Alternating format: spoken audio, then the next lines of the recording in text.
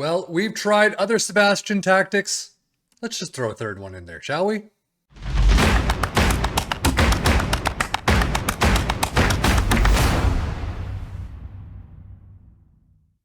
This is the Sebastian 4231 version 3 Surmount double DM IFSS for 2340. There's really nothing on the Steam Workshop, unfortunately. More balanced attack and defense is all it says.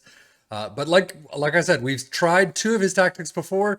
We're going to try this one. I actually have another one that I'm going to give to you in a couple of weeks or a couple of days. I don't know yet. But right now, I mean, standard 4-2-3-1, as you can see, sweeper, keeper, and support.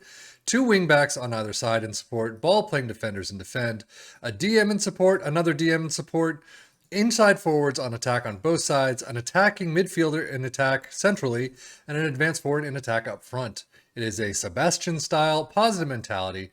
In possession, attacking width is fairly wide, approach play, pass into space, overlap on the left and right, and play out of defense. Passing directness is shorter, tempo is higher, low crosses, work the ball in the box, and run at defense. Whew. And in transition, there we go, counter press, counter, distribute quickly, and roll it out. And then out of possession, a high press line of engagement, a higher defensive line, trigger press much more often, and prevent short goalkeeper distribution. Now, how did it do for our three teams?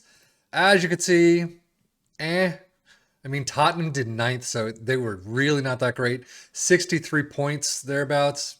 Not fantastic. Middle of the road for them, maybe. Newcastle at 67, a little on the higher side. Not too bad, 4th place. Again, all these tactics really depend on how all the other teams do. Aston Villa kicking some serious butt right there. 73 points, though. Not too bad. Man City at 80, Liverpool on 74, so it's really on the lower side for them. But Wolves at 65 doing a fairly good job. But, I mean, in the end, Newcastle's Champions League spot, Wolves are in Europa League spot, Tottenham are just cruising down south. So not all that great for them. Newcastle's schedule, not too shabby. I mean, you got 2 losses in the first month. Nothing until this Man City loss on the 19th of October. But overall, the first half of the season is very nice. A lot of greens. 1-4 loss in the EFL Cup third round to Fulham, not great. FA Cup, you continue on. You're continuing. Wow, all the way to the FA Cup final against Chelsea. A sad 0-0 penalty draw. Well, I guess penalties all the way to Newcastle's bank, but they do get a final and they do get the cup. So that is one in the books. April looks awful. A lot of draws too. Wolves schedule, I mean, not too bad. Not a great August. You got some stuff there, but you got a lot of green. I mean, overall, fairly spotty. Look at this. Red, green, yellow, green, red. So, I mean, not too bad for Wolves, but you do lose out in the EFL Cup semifinals to Manchester City, and then FA Cup all the way to the quarterfinals against Chelsea.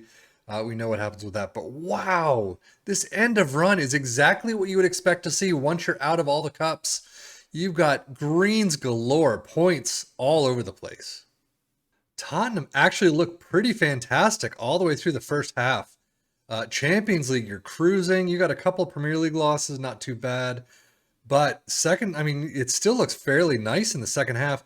You do lose out. Champions League round of 16 right there. It's EFL Cup semifinals, you lose out to Arsenal. 1-1 at home and then 2-3 away from home. Champions League, though, round of 16.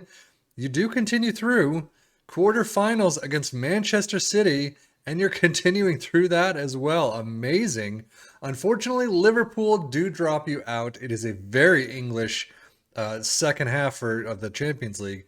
But 2-4 at home and then 4-3 win at Anfield. That's a fantastic result at Anfield. But the league, unfortunately, itself, not all that great. Transfers for Newcastle, you do have a bunch. Theo from Real Madrid, Gonzalez from Valencia, Kai Kennedy we've seen, Steven Bergwijn from Ajax, 42 million. Wow, that's a big one. And Saul from Atletico on loan, not even a fee on that one. That was a pretty good deal. Westendorf out to Wigan for 28k. Miguel Almiron to Tottenham for 43 million. That's a fantastic move right there. Interesting. Mark Gillespie out to Crystal Palace for 1.4. Wolves, nothing we haven't really seen before. Manafa comes in from Porto. Podence goes out to Brighton. Tottenham definitely doing some business. Almiron, as we've seen from Newcastle. Tony Weston, we've seen Grifo from Freiburg for 9.5 million. And Ziyech from Chelsea on loan with a 215K total fee. Data hub for Newcastle. Look at this. Look at these numbers. General performance overall is fantastic. I mean, decent defensively. They're almost hitting the Premier League average on some of these numbers, but the attacking side is just massive. Look at that. Wolves doing a pretty good job themselves in attack. I mean, very strong numbers here. Some obviously shot percentage, dribbles per game, fouls against per game, not all that great. Defensively, on the other hand, I mean, Premier League average for about half the numbers, a little more than half, and then some numbers just seriously need to be brought up. And then Tottenham, good in attack, shaky in defense, a lot poorer numbers in attack. Defense-wise, not too bad. I mean, some numbers, tackling attempts per game is higher, so he definitely still could bring the defensive side up a bit, but it's the attacking side they really just failed to get into. Squad-wise, Newcastle, always remember, pause where you want to see your players. They have a lot of green, though. Wolves squad looking pretty fantastic themselves. I mean, we saw their last 5 games, and it was absolutely phenomenal. And then Tottenham, I mean, their average ratings are not too bad, actually. A lot less green in the last 5, though. And as we take a look at the Premier League stats, most goals, Newcastle with 97, Wolves with 76, Tottenham at 63. All of them in there, which is nice to see. Tottenham, few shots against in 6th, and Wolves up there as well. Most possession, Tottenham. Dribbles made, you've got Tottenham in there. So finally, we got someone in that category. Views conceded, Tottenham and Wolves. Most shutouts, Newcastle and Tottenham. And tackles won, Tottenham and Wolves. So more the defensive side, but no pass completion. Most shots for Wolves, and then Newcastle, and then Tottenham. And then most points per game, Newcastle and Wolves, as you would expect. Player overview, though, Raul Jimenez with 26 goals. Isaac with 23 and Kane with 20.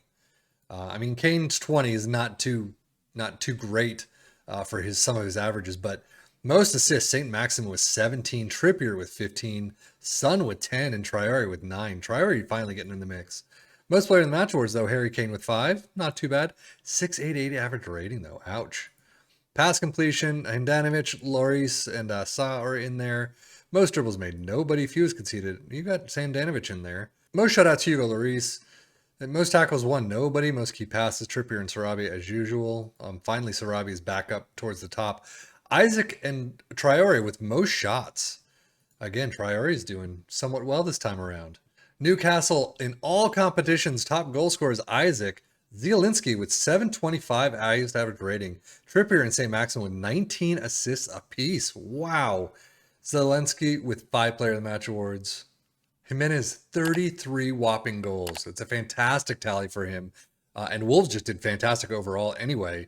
Sarabia, 737 highest average rating. 11 assists for Traore. Jimenez and Sarabia with 6 player of the match awards. Johnny with 2 red cards. Why am I not surprised? And then Harry Kane, 34 goals in all competitions. That is a great number there. Premier League average, though, But Son, 710. Son, 13 assists. Harry Kane, 7 player of the match awards.